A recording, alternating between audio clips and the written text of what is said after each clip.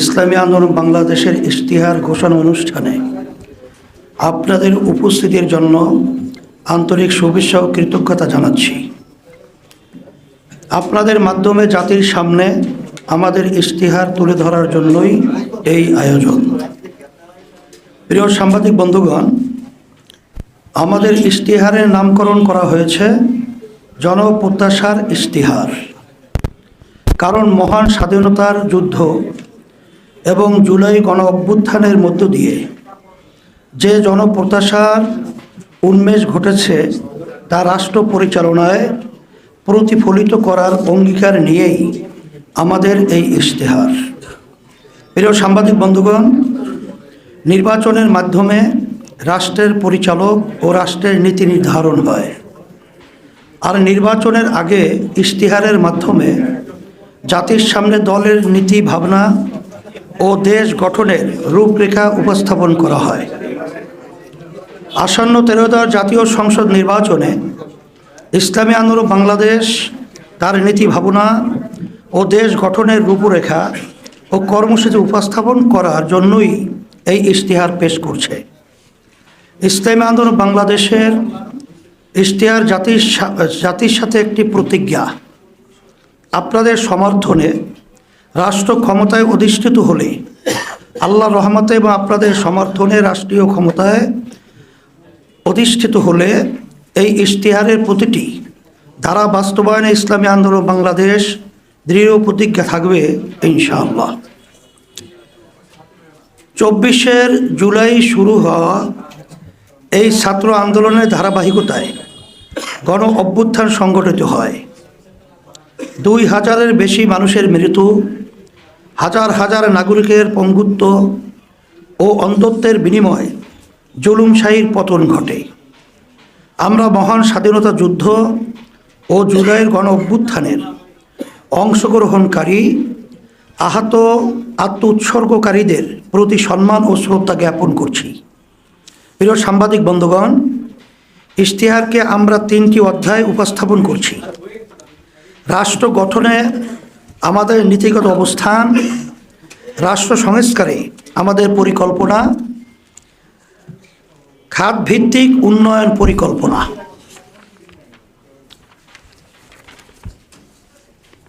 রাষ্ট্র গঠনের নীতিগত 8 দফা আমাদের পরিকল্পনা রয়েছে। রাষ্ট্র পরিচালনার সকল ক্ষেত্রে ইসলামের মৌলিক নীতিমালার পরিপালন।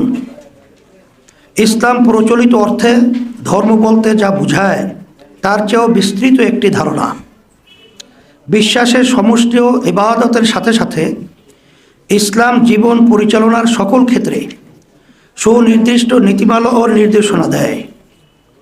বিশেষ করে মানুষের সবচেয়ে বড় যৌথ প্রকল্প রাষ্ট্র শাসন সংক্রান্ত বিষয় ইসলামের নির্ধারিত, বিস্তৃত এবং বহু শতাব্দী চর্চিত রীতিনীতি ও বিধিমেলা রয়েছে, যার আলোকে 1300 বছর মানব সভ্যতা শান্তি ও সমৃদ্ধির সাথে পরিচালিত হয়েছে।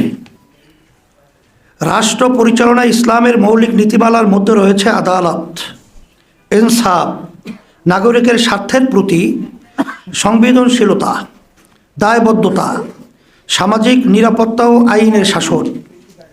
ইসলামী আন্দোলন বাংলাদেশ রাষ্ট্র ক্ষমতায় গেলে এই মৌলিক নীতিমালা পূর্ণ প্রতিপালন করবে। ক্ষমতার চর্চা ও হস্তান্তরে গণতান্ত্রিক পদ্ধতির ধারণা। একটি ন্যায়ভিত্তিক, নিরাপদ, সুশাসিত ও সাম্যভিত্তিক বাংলাদেশ গড়ে তোলা হবে। শাসন ও রাষ্ট্র সংক্রান্ত ইসলামের ধারণায় ক্ষমতার চর্চা হয় না, বরং দায়িত্ব পালন এর মনোভাব প্রাধান্য বিস্তার করে। নাগরিকের সাথে শাসকের সম্পর্ক ক্ষমতার সম্পর্ক না, বরং দায়িত্ব এর সম্পর্ক বিরাজ করে। এই নীতিবোধ থেকে রাষ্ট্র পরিচালনা করা হবে এবং দায়িত্ব হস্তান্তরে আগ্রহী দৃষ্টিভঙ্গি লালন করা হবে। ক্ষমতা হস্তান্তর কেন্দ্রিক অস্থিরতা থেকে দেশকে বের করে আনা হবে। ভোটাধিকার ও গণতান্ত্রিক মূল্যবোধ চর্চিত হবে। রাষ্ট্রের বিভিন্ন প্রতিষ্ঠানের ভূমিকা, ক্ষমতা ও জবাবদিহিতা এবং ক্ষমতার ভারসাম্য সাংবিধানিকভাবে স্পষ্ট করা হবে, যাতে নির্বাহী আধিপত্য ও রাজনৈতিক হস্তক্ষেপ কমে। জাতীয় স্বার্থ, নাগরিক অধিকার ও রাষ্ট্রের দায়িত্বশীল আচরণ রক্ষায় সাংবিধানিক প্রতিষ্ঠানগুলোর স্বাধীনতা ও কার্যকারিতা নিশ্চিত করতে হবে। সকল ধর্ম, ক্ষুদ্র নৃগোষ্ঠীর অধিকার সম্মান রক্ষায় প্রতিশ্রুতি। ইসলামী আন্দোলন বাংলাদেশ দেশের সকল মানুষকে সমান অধিকার ও মর্যাদা সম্পন্ন নাগরিক হিসাবে বিবেচনা করে। ধর্ম বা জাতি বিবেচনায় কাউকে সংখ্যালঘু বা সংখ্যাগুরু বিবেচনা করবে না। সকলের ধর্মীয় বিশ্বাস রক্ষা ও পালনের নিরাপদ ও উৎসবমুখর পরিবেশ নিশ্চিত করতে আমরা প্রতিজ্ঞাবদ্ধ। ক্ষুদ্র নৃগোষ্ঠীর ভাষা ও সংস্কৃতির প্রতি এক ধরনের হুমকি থাকায় তা রক্ষায় বিশেষ কর্মপরিকল্পনা নেওয়া হবে। সাম্প্রতিক সময়ে রাজনৈতিক ও সামাজিক সহিংসতা বৃদ্ধির প্রেক্ষাপটে সহনশীলতা ও পরমত সহিংসতা রক্ষায় কার্যকর ও দৃশ্যমান ব্যবস্থা নেওয়া হবে। পারস্পরিক সম্মান ও সহযোগিতামূলক বৈদেশিক সম্পর্ক। ইসলাম প্রতিবেশীর সাথে আস্থার ও কল্যাণকামিতার সম্পর্ক গড়ার নির্দেশ দেয়। প্রতিবেশীর প্রতি শত্রুতামূলক আচরণ থেকে নিষেধ করে। ফলে ইসলামী আন্দোলন বাংলাদেশ ঘোষণা করছে যে বাংলাদেশ তার সকল প্রতিবেশী ও বিশ্বের অপরাপর রাষ্ট্রের সাথে পারস্পরিক সম্মান ও সহযোগিতার সম্পর্ক গড়ে তুলবে। ব্যবসা বাণিজ্য, প্রযুক্তি, জ্ঞান ও সংস্কৃতির আদান প্রদানে বিশেষ গুরুত্ব প্রদান করবে। বাংলাদেশের ভূমি ব্যবহার করে কোনো দেশের কোনো ক্ষতি হতে দেওয়া হবে না। মুসলিম উম্মাহের পারস্পরিক সমৃদ্ধি ও নিরাপত্তা নিশ্চিত করতে প্রয়োজনীয় পদক্ষেপ নেওয়া হবে। বাংলাদেশের আঞ্চলিক ও বৈশ্বিক সম্পর্ককে শান্তিপূর্ণ, ভারসাম্যপূর্ণ ও জাতীয় স্বার্থ সংরক্ষণমুখী করা হবে, যাতে রাষ্ট্রের নিরাপত্তা, উন্নয়ন ও মর্যাদা সুসংহত থাকে। সুশাসন, স্বচ্ছতা ও জবাবদিহিতা। রাষ্ট্র পরিচালনায় সুশাসন, স্বচ্ছতা ও গণতান্ত্রিক জবাবদিহিতা প্রতিষ্ঠা করা হবে। দক্ষ ও নিরপেক্ষ প্রশাসন গড়ে তোলা হবে এবং রাষ্ট্রীয় প্রতিষ্ঠানসমূহকে পেশাদারিত্ব, নৈতিকতা ও দায়িত্বশীলতার সঙ্গে কাজ করতে বাধ্য করা হবে। রাষ্ট্র পরিচালনা নাগরিক ও সামাজিক দায়বদ্ধতা এবং জনমতের প্রতি সম্মান নিশ্চিত করা হবে, যাতে নীতি প্রণয়ন ও বাস্তবায়ন জনস্বার্থের সঙ্গে সামঞ্জস্যপূর্ণ হয়। সংবিধানে নির্ধারিত ন্যায়পাল প্রতিষ্ঠান অবিলম্বে কার্যকর করা হবে এবং তাকে প্রকৃত অর্থে স্বাধীন ও ক্ষমতাবান করা হবে। সরকারি ও উন্নয়ন প্রকল্পে বরাদ্দ, ব্যয় ও বাস্তবায়নের অগ্রগতির তথ্য একটি উন্মুক্ত ডিজিটাল প্ল্যাটফর্মে প্রকাশ করা হবে। সব সরকারি দপ্তরে নথি ও ফাইল ব্যবস্থাপনা ধাপে ধাপে সম্পূর্ণ ডিজিটালাইজেশন করা হবে। সংসদ সদস্য ও জনপ্রতিনিধিদের সম্পদের হিসাব দায়িত্ব গ্রহণের শুরুতেই এবং পরবর্তী সময়ে নিয়মিতভাবে প্রকাশ করা হবে।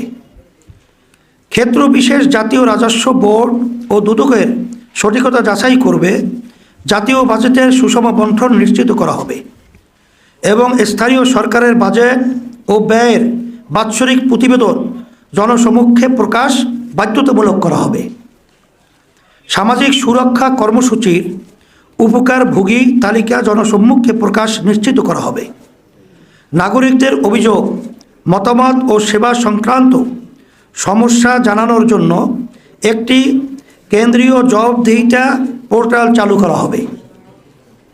কর্পোরেট খাতে জবাবদিহিতা এবং এনজিও কার্যক্রমে স্বচ্ছতা নিশ্চিত করতে কার্যকর তদারকি ব্যবস্থা গড়ে তোলা হবে। নাগরিক সংগঠনগুলোর স্বাধীনভাবে কাজ করার পরিবেশ নিশ্চিত করতে হবে, যাতে নাগরিক পরিসর সংকুচিত না হয়। বৈষম্য বিরোধিতা ও ন্যায্যতা। রাষ্ট্রচিন্তা, আইন প্রণয়ন ও নীতি নির্ধারণের প্রতিটি স্তরে পিছিয়ে পড়া ও বঞ্চিত জনগোষ্ঠীর বাস্তব অভিজ্ঞতা ও প্রয়োজন প্রতিফলিত করা হবে। বৈষম্যকে একটি কাঠামোগত সমস্যা হিসেবে চিহ্নিত করে তার আইনগত, প্রাতিষ্ঠানিক ও সামাজিক প্রতিকার নিশ্চিত করা হবে। পিছিয়ে পড়া জনগোষ্ঠীর ক্ষমতায়নকে রাষ্ট্রীয় নীতি ও বাজেট প্রণয়নের কেন্দ্রে রাখা হবে।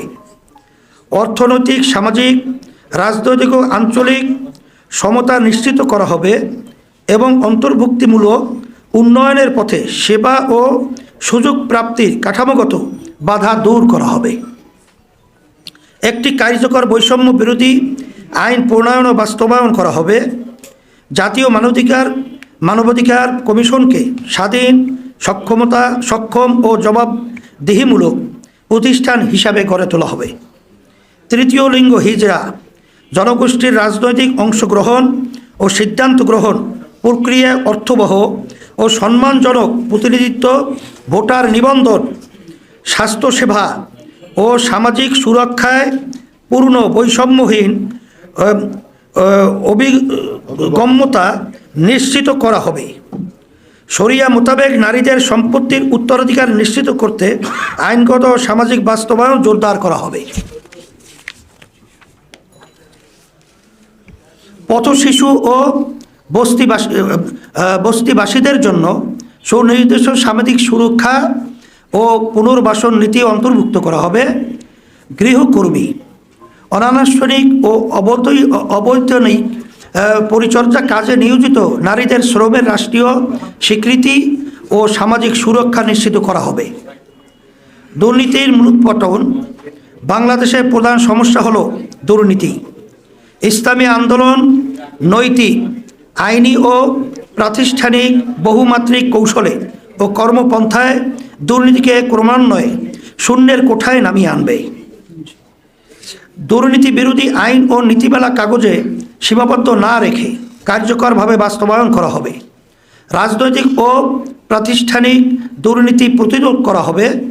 আর্থিক খাতে স্বচ্ছতা জোরদার করা হবে এবং বাজারে প্রবেশ ও কার্যক্রমে ন্যায্য প্রতিযোগিতা নিশ্চিত করতে বাজার ও সেবা খাতে সিন্ডিকেট নিয়ন্ত্রণ করা হবে। দুর্নীতির বিরুদ্ধে শূন্য সহনশীলতা নিশ্চিত করা হবে। সরকারি নিয়োগ ও পদোন্নতিতে ঘুষ, স্বজনপ্রীতি ও রাজনৈতিক প্রভাবের বিরুদ্ধে শূন্য সহনশীলতা নীতি কার্যকর করা হবে। রাজনৈতিক নেতৃত্ব ও প্রভাবশালী ব্যক্তিদের দুর্নীতির ক্ষেত্রে দৃষ্টান্তমূলক ও প্রকাশ্য শাস্তি নিশ্চিত করা হবে, যাতে আইনের ঊর্ধ্বে কেউ না থাকে। সেবা খাতে সিন্ডিকেট চক্র বন্ধ করা হবে এবং সেবা প্রদানে ঘুষ অনিয়মের বিরুদ্ধে কঠোর ব্যবস্থা নেওয়া হবে। কর ফাঁকি ও আর্থিক খাতের অনিয়ম রোধে কার্যকর নজরদারি ও দৃষ্টান্তমূলক শাস্তি নিশ্চিত করা হবে।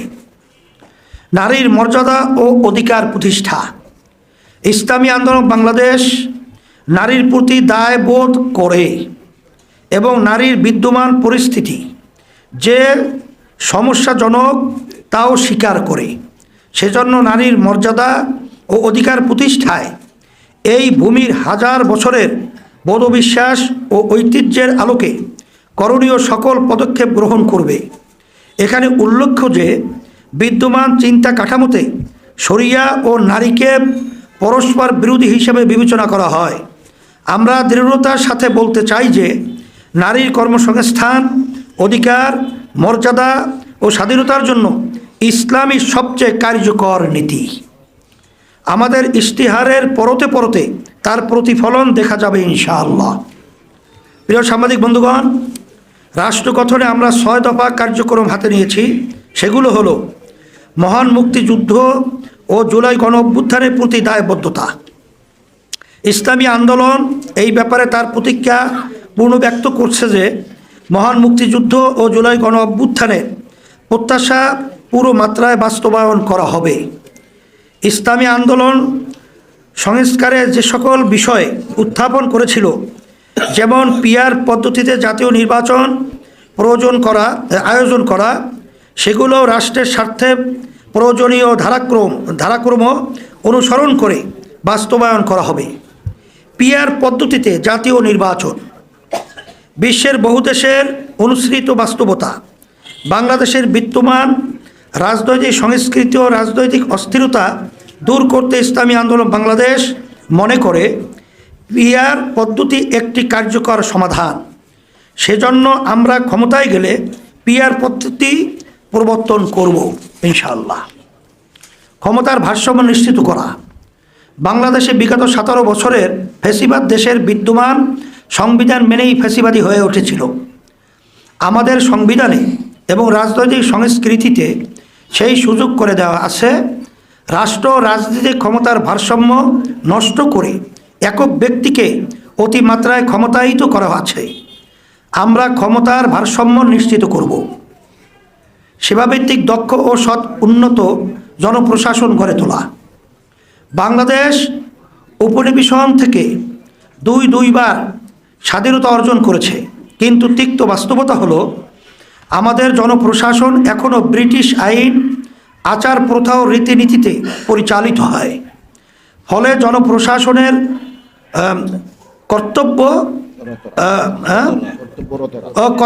কর্তব্যরতরা নিজেদেরকে জনতার সেবক না ভেবে প্রভু ভাবেন। আমরা এর আমূল পরিবর্তন আনব ইনশাআল্লাহ। জনসেবামুখী, দক্ষতা ও জবাবদিহিতামূলক জনপ্রশাসন গড়ে তুলব। উন্নয়ন কর্মকাণ্ডের উৎকর্ষতা একটি দক্ষ, সৎ ও কার্যকর প্রশাসনের উপর অনেকাংশে নির্ভরশীল। এ অনুধাবনে প্রণীত হয়ে রাজনৈতিক হস্তক্ষেপ মুক্ত একটি পেশাদারী সরকারি প্রশাসনিক ব্যবস্থা গড়ে তোলা হবে। সেবা প্রদানকারী সকল সরকারি প্রতিষ্ঠানের কর্মকাণ্ডে সেবা গ্রহীতাদের কাছে জবাবদিহিতার নিশ্চয়তা বিধানে একটি সুনির্দিষ্ট ফ্রেমওয়ার্ক প্রতিষ্ঠা করা হবে। উন্নয়ন প্রশাসনের সকল পর্যায়ে দুর্নীতির বিরুদ্ধে শূন্য সহিষ্ণুতার সংস্কৃতি চালু করা হবে। এ সংস্কৃতির প্রতিষ্ঠায় এসিসিকে রাজনৈতিক প্রভাবমুক্ত ও স্বাধীনভাবে কাজ করতে দেওয়া হবে। সরকারি ব্যয় স্বচ্ছতা ও জবাবদিহিতার নিশ্চয়তা বিধানে সরকারি ক্রয়, বিনিয়োগে অগ্রগতি, টেন্ডার, অর্থব্যয়, প্রজেক্ট সংশ্লিষ্ট সকল তথ্য উন্মুক্ত করা হবে। সরকারি ব্যয়ের অগ্রাধিকার নির্ধারণ ও ব্যয়ের দক্ষতা ও উৎকর্ষতা বৃদ্ধির লক্ষ্যে পাবলিক এক্সপেন্ডিচার রিভিউ কমিশন গঠন করা হবে। রাজস্ব স্পেস এর সম্প্রসারণ। রাজস্ব ব্যবস্থাপনায় পরিবর্তনের লক্ষ্য হবে রাজস্ব আয় জিডিপির হারের উল্লেখযোগ্য বৃদ্ধি, যাতে আগামী 5 বছরে এ হার দক্ষিণ এশিয়ার গড় হারের সমপর্যায়ের 14 থেকে 15% উন্নতি করা সম্ভব হয়। রাজস্ব ব্যবস্থাপনার উৎকর্ষতা বিধানে এনবিআরের যেসব সংস্কার কার্যক্রম গৃহীত হয়েছে সেগুলির বাস্তবায়ন করা হবে। সরকারি মালিকানায় যেসব প্রতিষ্ঠান এসওই আছে সেগুলির কার্যক্রম, অর্থায়ন, আর্থিক অবস্থা ইত্যাদির পরিবেক্ষণ ও মূল্যায়নপূর্বক লভ্যতা ও সামাজিক উপযোগিতার নিরিখে এগুলোর ভবিষ্যৎ সম্বন্ধে সিদ্ধান্ত গ্রহণ করা হবে ইনশাআল্লাহ। রাজস্ব আহরণের সকল পর্যায়ে প্রযুক্তিকে প্রাধান্য দিয়ে বিনিয়োগ করা হবে, যাতে সমন্বিতভাবে তথ্য আহরণ সম্ভব হয়, কর প্রদান সহজতর হয় এবং ব্যয় ও আয়ের সমন্বয় বিধানের মাধ্যমে কর ফাঁকি দূর করা যায়। স্বনির্ভর, শক্তিশালী ও বহুমাত্রিক ডিফেন্স সিস্টেম গড়ে তোলা। বাংলাদেশ একটি স্বাধীন দেশ।